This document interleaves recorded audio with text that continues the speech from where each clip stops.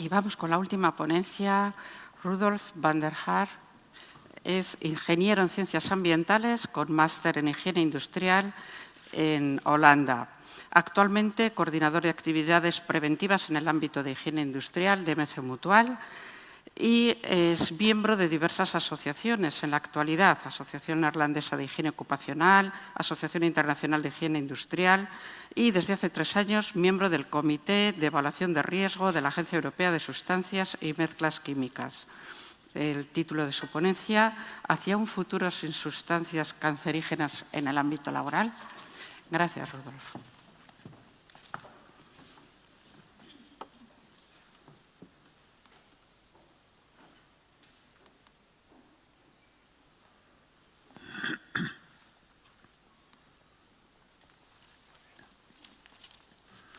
Buenos días a todos y gracias por la invitación para estar aquí con vosotros. Como podéis ver, el título es una pregunta, ¿no? ¿Hacia un futuro sin exposición a sustancias cancerígenas en el ámbito laboral? Yo no voy a dar una respuesta, por desgracia, no puedo. Pero lo que sí voy a explicaros un poco, en forma resumida, cómo funciona el proceso de autorización dentro del reglamento REACH y cómo este proceso de autorización puede contribuir a ello. Voy a hablarles, en primer lugar, en general, el proceso de evaluación de sustancias químicas dentro del reglamento REACH. Después, en breve, sobre el proceso de la restricción de las sustancias químicas. En más detalle, el proceso de autorización y al final presentaré algunas conclusiones. El reglamento REACH, no sé si todo el mundo es familiar con el reglamento REACH, es un reglamento que significa registro, evaluación, autorización, restricción de sustancias y preparados químicos. Entró en vigor hace ya 11 años. Y el objetivo principal de este reglamento es mejorar la protección de la salud humana y el medio ambiente contra los riesgos que pueden presentar los productos químicos. Y el REACH, como reglamento, establece una serie de procedimientos para recopilar y valorar la información sobre las propiedades y los peligros de las sustancias químicas.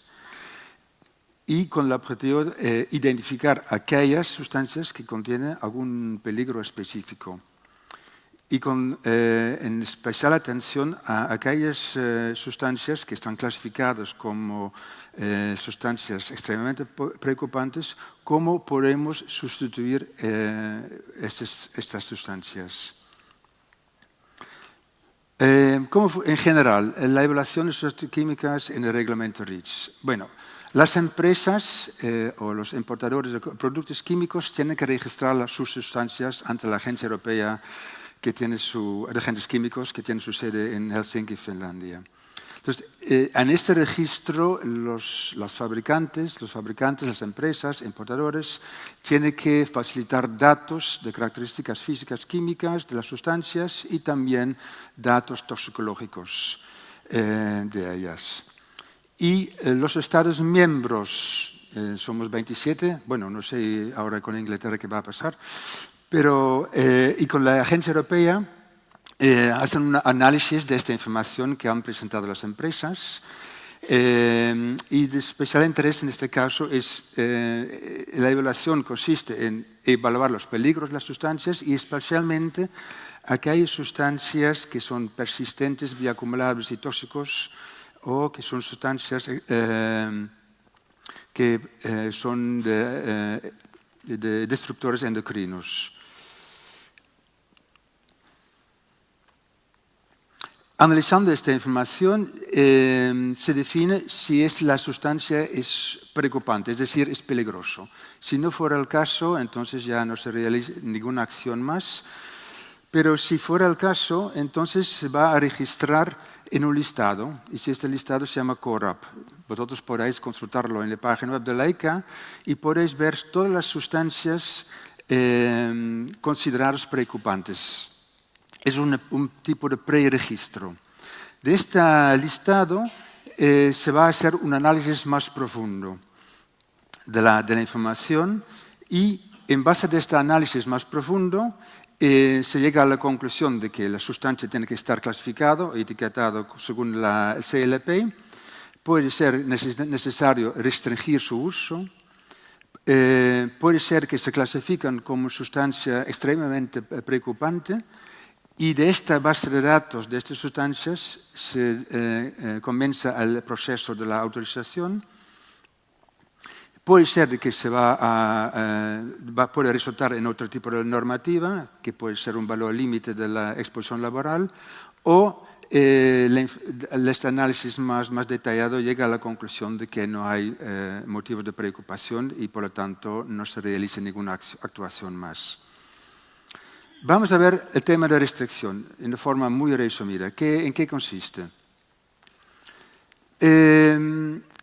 Significa limitar o incluso prohibir la fabricación o la comercialización o el uso de una sustancia química, que puede ser una prohibición total para algunos determinados usos o por encima de una concentración determinada, o prohibir o a menos que se cumplan ciertas condiciones.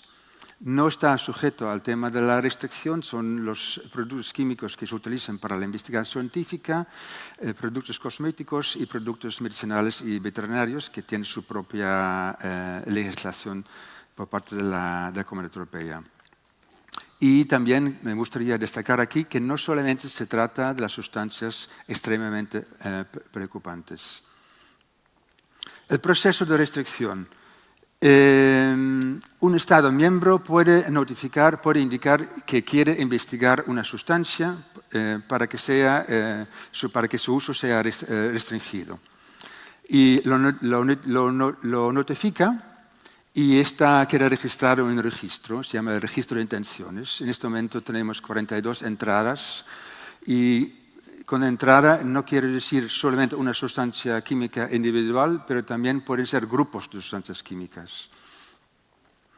El Estado miembro, conjuntamente con la Agencia Europea, prepara un expediente y que se presenta. Este expediente está disponible en la página web de la ECA y este expediente se va a revisar en dos comisiones. Una comisión es la Comité de Análisis Socioeconómico y otro comité es el Comité de Evaluación de Riesgos, el RAC, la cual yo soy también miembro. Y en este momento hay 3 entradas, entonces están revisando 3 expedientes y estas dos comisiones elaboran un dictamen que también podemos consultar en la página web. Y este dictamen al final va a la Comisión Europea y preparan una resolución de restricción para una sustancia química o un grupo de sustancias químicas y al final se adopta la restricción y se publica en el anexo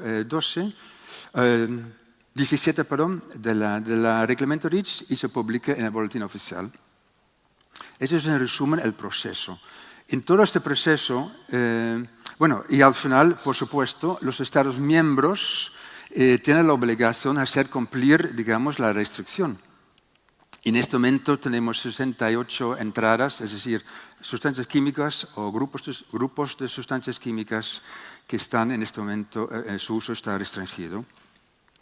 Y en todo este proceso está también la opción de la consulta pública. La lista de sustancias o grupos de sustancias químicas que están restringidos están publicados en la página web. Aquí vemos la pantalla. Y para darle un ejemplo, aquí tenemos el nitrobifenil y la restricción es de que no se puede comercializar ni utilizar como sustancias o en mezclas en concentraciones superiores al 0,1% de su peso. Otra restricción, aquí vemos un grupo de sustancias químicas que fue presentado en su momento por Alemania y aquí abajo ves la restricción que se ha definido para este grupo de sustancias químicas. Ahora bien, ahora vamos al tema de autorización. Voy a entrar un poco más detalle en el funcionamiento y algunas características de este proceso. El objetivo es que son dos objetivos. Por un lado, asegurar que los riesgos de estas sustancias extremadamente preocupantes estén adecuadamente controladas, por un lado, y que estas sustancias sean sustituidas progresivamente por sustancias o tecnologías alternativas cuando éstas sean económicamente o técnicamente viables. También es importante señalar aquí que la autorización es limitada para un periodo determinado. Esto es, una vez cuando una empresa tenga la autorización, no significa que puede utilizar la sustancia siempre. El proceso de la autorización significa, en primer lugar, cuáles son las sustancias químicas que vamos a clasificar como extremadamente preocupantes y cuáles de ellos van a estar incluidos en el anexo 14 del reglamento REACH. El proceso de solicitud de las empresas que solicitan la autorización del uso de una sustancia química extremadamente preocupante. El proceso de la valoración por las dos comisiones que tiene la Agencia Europea y al final la autorización por la Comisión Europea o el Parlamento Europeo en cuanto digamos que se convierte en una normativa. El primer paso, la identificación de una sustancia como extremadamente preocupante. Bueno, igualmente, un Estado miembro o la misma Agencia Europea puede proponer que una sustancia se clasifica como extremadamente preocupante. En este momento tenemos 221 entradas, entonces tenemos 221 sustancias químicas o grupos de sustancias químicas que algún Estado miembro o varios Estados miembros o la ECA quiere proponer como extremadamente preocupante. Por ejemplo, España, no sé en qué año, pero en su momento presentó de que 2.4 dinitrotolueno tendría que ser clasificado como sustancia extremadamente preocupante. ¿Y cuáles son? Bueno, son las sustancias cancerígenos, mutagénicos o tóxicos para la reproducción, categoría 1A o B, sustancias persistentes bioacumulables y tóxicas, sustancias muy persistentes y muy bioacumulables, y también sustancias que tienen un nivel de peligro o preocupación similar, que pueden ser sensibilizantes o disruptores endocrinas.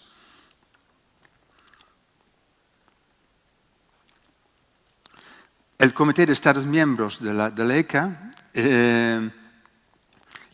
valora, digamos, las propuestas que lleguen por parte de los Estados miembros y lo colocan en un listado de sustancias candidatas, es decir, sustancias que podrían estar en algún momento en la lista de autorización. En este momento hay 191 entradas.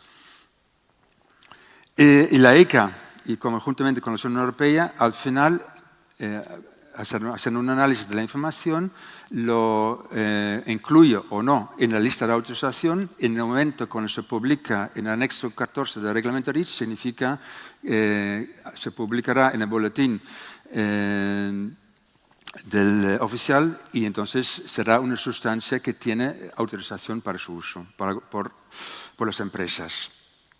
¿Cuáles son los criterios de priorización? Es decir, para seleccionar las sustancias que están en la lista de las sustancias candidatas a la lista de autorización. Bueno, por supuesto, las propiedades tóxicas de la sustancia, también el uso extendido, si es una sustancia que se utiliza mucho a nivel europeo, entonces tiene más probabilidad para estar en esta lista de autorización, y la cantidad del uso. Y también hay un factor limitante, es la capacidad técnica de la Agencia Europea para tramitar estas solicitudes. Os voy a explicar un poco más adelante que es un proceso bastante largo. ¿Qué significa? Una sustancia que está en esta lista de autorización significa que si una empresa no tiene autorización, no puede utilizar esta sustancia química. Y, por supuesto, en todo este proceso también está incorporado en las diferentes fases la consulta pública. Bueno, para darles una idea de que una autorización es uso específico, no es de que vamos a dar una autorización para una sustancia química sin saber, digamos, el uso que será ello. Aquí vemos dos ejemplos, el uso de tricloretileno como disolvente de extracción para bitumen en el análisis de asfalto. Es decir, una autorización de una sustancia química está vinculada con un uso específico. ¿Cuáles son los tipos? Bueno, una sola empresa puede solicitar la autorización, digamos, un usuario intermedio, para sus usos propios y en sus fábricas propias. Generalmente, la documentación que presenta son aplicaciones bien definidas y específicas, con información específica de la empresa, y que pueden ser pymes, pero también pueden ser multinacionales. Y aquí un ejemplo, una empresa italiana pidió la autorización del uso de industrial de tricloretileno en el proceso de purificación de caprolactam. También, como usuario intermedio, puede ser consorcio de varias empresas, que es, digamos, un grupo de empresas, diferentes empresas presentan la solicitud de forma conjunta. Las aplicaciones suelen ser más grandes y más complejas y siempre está por ver si la representatividad de las condiciones de trabajo y las medidas de control que están en los informes realmente son representativas o no. Y lo último tipo de solicitud, que es una sola empresa o un consorcio de empresas que cubra una cadena de suministro. Es decir, si abajo en este diagrama vemos un fabricante o un importador puede solicitar la autorización, cubriendo la empresa que formula el producto y también todos los usuarios de estos productos. Entonces, suelen ser aplicaciones muy grandes y muy complejas y un factor importante es si la representatividad de las condiciones de trabajo y las medidas de control que se presentan en los documentos es un factor importante a considerar. Y aquí vemos un ejemplo, es una autorización que ha hecho una empresa alemana con 6 otras empresas por el uso de aplicación de trióxido de cromo, uno para formulación del trióxido de cromo, para el proceso de cromaduro y decorativo, tratamiento de superficie que cubre cientos de lugares de trabajo y miles de toneladas de cromo 6. Entonces, digamos, es una solicitud de autorización compleja y muy grande. El proceso de autorización, digamos, ¿qué tiene que presentar la empresa? Tiene que presentar un informe de seguridad química donde se explica el uso de la sustancia, la exposición que puede haber por el uso, el peligro tanto para la salud como el medio ambiente y la población expuesta. Y por otro lado, tiene que presentar un documento que es un análisis de alternativas donde se tiene que explicar si es factible en técnicos, por procesos o sustancias químicas, sustituir la sustancia, la factibilidad económica, qué consecuencias puede tener en términos económicos y la disponibilidad. Y entonces lo que se presenta también es un análisis socioeconómico. Es decir, por un lado tenemos un riesgo para la salud del medio ambiente que se traduce en términos, digamos, de dinero, y por otro, el costo de sustitución o no uso de una sustancia para la empresa. Entonces, hace un balance y la pregunta que hay que contestar es si los beneficios socioeconómicos del uso continuo de la sustancia superan los riesgos para la salud humana y el medio ambiente. Bueno, los dos comités de la Agencia Europea, el Comité de Evaluación de Riesgos y el Comité de Análisis Socioeconómico, valoran los informes y ya se presenta un dictamen. Vamos a ver un poco en más detalle este informe de seguridad química. Primero vamos a ver el proceso un poco más. Estas dos comisiones elaboran un informe técnico que incluye las condiciones para la autorización y también una propuesta para el periodo de revisión. Y al final, como dijo antes también, que la Comisión Europea tome una decisión final y que se publique en el boletín oficial. Y este proceso, digamos, en el momento de presentar por parte de la empresa la solicitud de autorización hasta la publicación o la decisión por parte de la Comisión Europea, es un proceso más o menos de 2 años. Y por supuesto, en todo ese proceso hay fases donde existe la consulta pública. En un informe de seguridad química, que es uno de los informes que tiene que presentar la empresa, tiene que estar información sobre la descripción del proceso de trabajo y el uso, las condiciones de trabajo, las medidas de control y la exposición y riesgos para los trabajadores y la población en general a través del medio ambiente. Bueno, aquí veis un documento de esto en los diferentes capítulos. Y aquí vemos un ejemplo de una solicitud de formulación de mezclas, en este caso pintura que contiene cromato de estroncio, cromo 6. Entonces, en este documento vemos los diferentes escenarios de exposición, es decir, las tareas que contempla esta actividad y para cada actividad que implica, o cada tarea que implica el uso o manejo de esta sustancia, se describen las condiciones de uso, es decir, en qué condiciones se está trabajando y cuáles son las medidas de control que existen. Y vemos un ejemplo, por ejemplo, una tarea es el mantenimiento de equipo. Aquí dice que bueno, la concentración de cromo 6, en este caso en la mezcla, es inferior al 25%. Las condiciones y medidas técnicas y organizativas son, debe haber ventilación general, con una 3 de renovación del aire por hora, debe haber extracción localizada con una eficacia del 90% y tiene que haber un sistema de gestión avanzado de salud y seguridad laboral.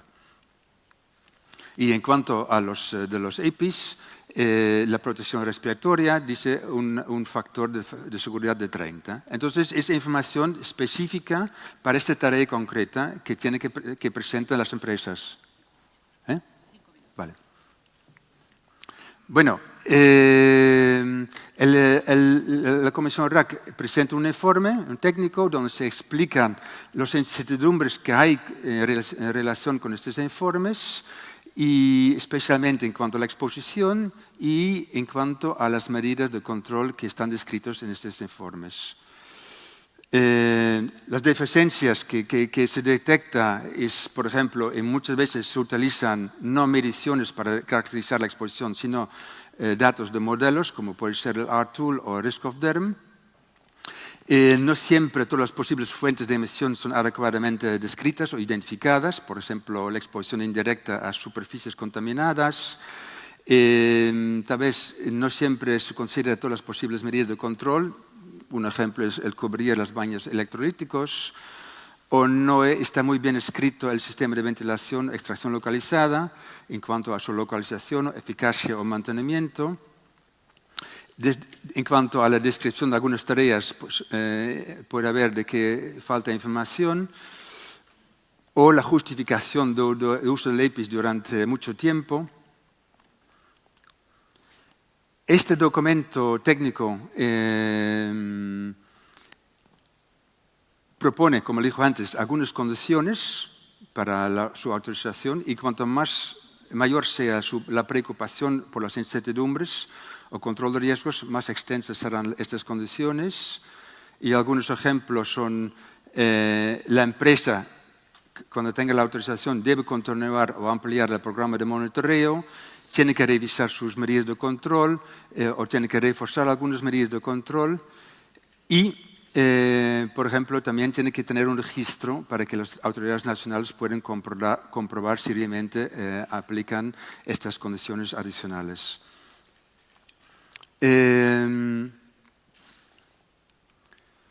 Y al final propone un periodo de revisión, es decir, la autorización tiene una duración limitada. Según el grado de incertidumbre, puede ser de 4 años, 7 años o 2 años. La autorización significa que tiene que implementar, todas las empresas que están sujetas a la autorización tienen que implementar las medidas descritas en la documentación proporcionada por las empresas. También de las condiciones que han definido los 2 comités de la Agencia Europea. Y durante el periodo de revisión, las empresas tienen que demostrar que están buscando sustitución de estas sustancias químicas o reducir la exposición. Y cuando termina el periodo de revisión, la empresa o el grupo de empresas tiene que solicitar de nuevo una solicitud de autorización. ¿Cuál es el resultado hasta la fecha? Bueno, en 50% de las autorizaciones han implicado que las empresas han buscado sustancias alternativas. El proceso de autorización ha sido motivo para iniciar campañas o ampliar campañas de monitoreo de las mediciones de exposición. Ha sido motivo para implantar medidas de mejora y también contemplan planes para reducir la exposición a estas sustancias extremadamente preocupantes en el futuro próximo. Entonces, para terminar, las conclusiones. Bueno, es un proceso de restricción y autorización, es un proceso importante para intentar sustituir las sustancias más peligrosas. Son procesos complejos, mucha burocrática y mucho documento.